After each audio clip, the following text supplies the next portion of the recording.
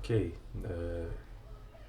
now that this is done processing, we should have a pretty much complete model. Let's see. Yeah, that looks flawless. Like, okay, one of his mustache got a bit cut off, and it's probably because the head moved ever so slightly between top and bottom. But I think that's a tiny detail, and yeah, that's just fine. Yeah, a little bit of diffraction there,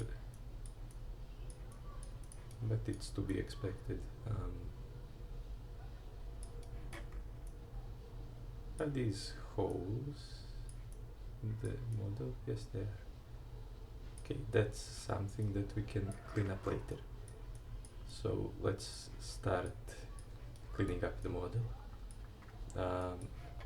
First, we can go here to Model, Gradual Selection, and choose Connected Component Size, and put the level all the way up to 99. That will select all faces which are not part of the biggest connected component. So this bit is not connected to this. So we can now just hit delete to get rid of that. But this remains, which means it's connected to the model, and we can see that right here. So we are going to fix this part now. First of all, I'm going to remove the texture. Right over here I will choose solid model because it's gonna make it a bit easier to see what we are doing.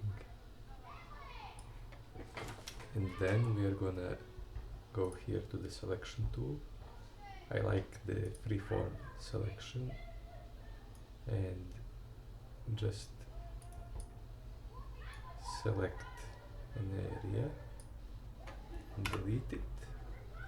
Okay, now that's two separate parts. We can do gradual selection once again, connected component size, get rid of that, and now we are left with just our model. But we have this hole right here, so we need to patch that. First of all, I'm going to tidy this up a little bit, just slowly chipping away at it like that.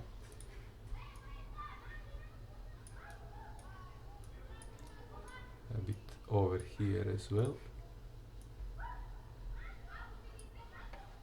kind of like that.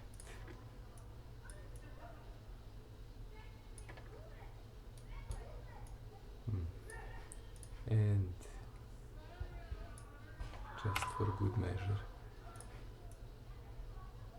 Okay, now that we tidied up this hole, we can go to Tools. There is a bunch of tools here. I'm still experimenting with all of these.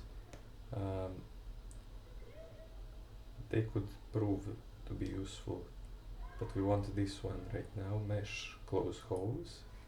It's going to automatically close all holes. We are going to click OK, and as you can see, it closed it pretty nice. This algorithm, maybe we will see a bit later, it can be a bit wonky. It did a good job now. But maybe I want to smooth out this bit.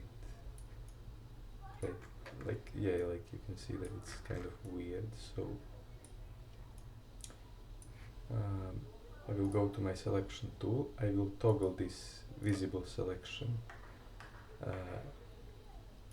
checkbox, which just means that when you select something, it only selects the faces that you can see. It doesn't, you see, it doesn't detect from behind. Whereas if we toggle it off and we select something, it's all the faces, so even behind. Yeah. Right now I want to only select this area right here because I want to apply smoothing to only this area, and smoothing pretty much just makes more faces in the area that you selected. So we go to tools, mesh, smooth mesh. This is set to 3 I think by default.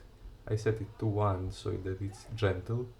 One thing to have in mind, all these tools, once you apply them, you cannot undo them.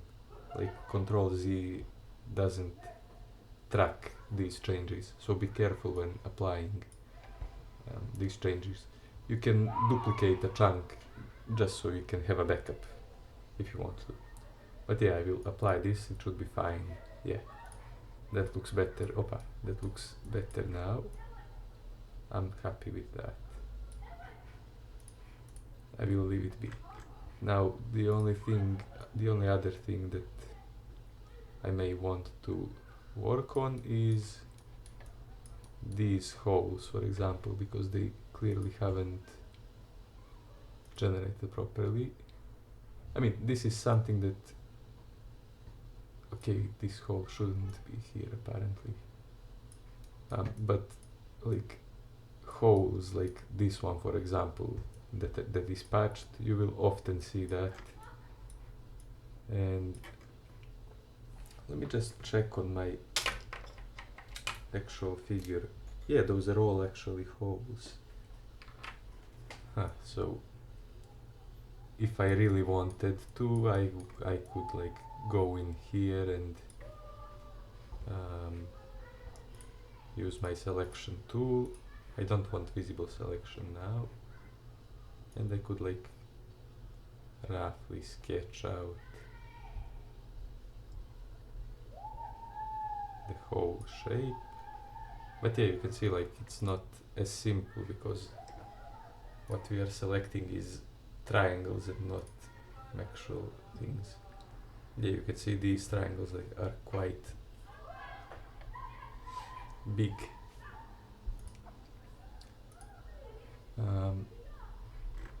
So yeah, I usually don't bother with these. They're a pain to fix, especially when you later try to close up the holes and make the algorithm close it along the edges instead of just patching what you just punctured.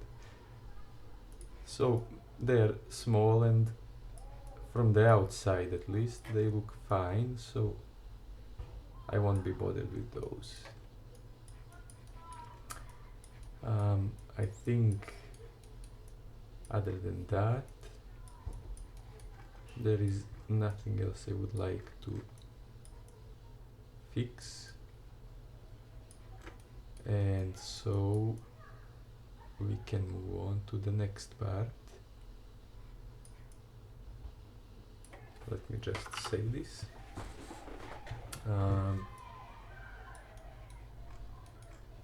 Now what we should do after this is generate a new texture, because you see like that the new triangles that we added, they don't have a texture. That's why I didn't generate a full quality texture now, but now is the time to do that. So I will go to workflow, build texture, mapping mode generic. Mapping mode is set to generic by default, but once you generate a texture, this keep UV mapping mode gets selected on its own. I don't know what it does exactly. It probably saves some computing time, but I start from anew because I want to generate 3 textures. I want my texture to be split into 3 files. It's definitely overkill.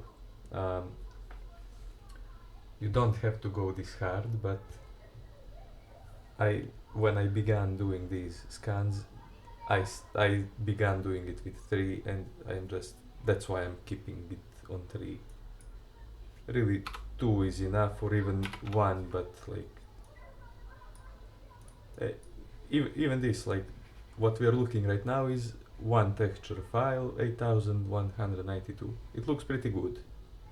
So yeah, you can experiment with this all you want. Hole filling and ghosting filter are enabled, and let's generate a new texture.